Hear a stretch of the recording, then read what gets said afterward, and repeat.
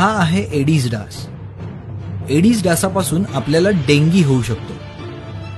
डेंगीशी मुकाबला करण्यासाठी डेंगीचा प्रतिबंध केला पाहिजे, कारण उपचारापेक्षा प्रतिबंध कधीही चांगला। डासांना संपवा, डेंगीला हटवा।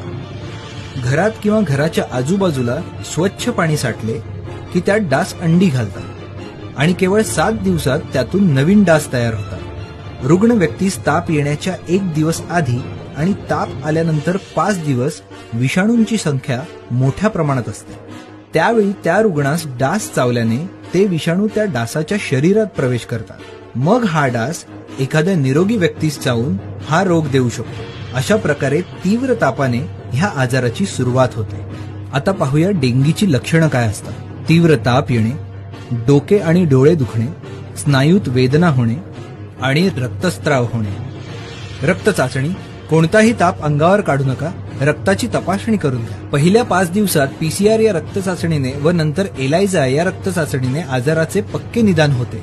या 2 चाचण्यांव्यतिरिक्त NS1 व IgM या शीघ्र निदान पद्धती रॅपिड टेस्ट सुद्धा उपलब्ध आहेत, पण पक्क्या निदानासाठी पीसीआर किंवा एलायझा चाचणी करावी। 7 दिवसात पूर्ण डास तयार होतो, म्हणून आठवड्यातून 1 दिवस पुढील उपाययोजना करा। तसेच वैयक्तिक संरक्षण उपाय दिवसाही करावे। गप्पी मासे अळीचं कोष खातात। हे मासे पाण्यात सोडल्याने मोठा प्रतिबंधक उपाय होतो। तर यावर उपचार काय आहे? या आजारासाठी उपचार नाहीत, फक्त लक्षणांनुसारच उपचार करता येतात। त्यामुळे प्रतिबंध हाच चांगला उपाय आहे। ॲस्प्रिन, डिस्प्रिन यासारखी औषधे घेऊ नका, डॉक्टरांच्या सल्ल्यानुसारच औषधोपचार करा। बृहन्मुंबई महानगरपालिकेद्वारा जनहितार्थ जारी। माहितीसाठी 022 2411 4000 वर संपर्क साधा।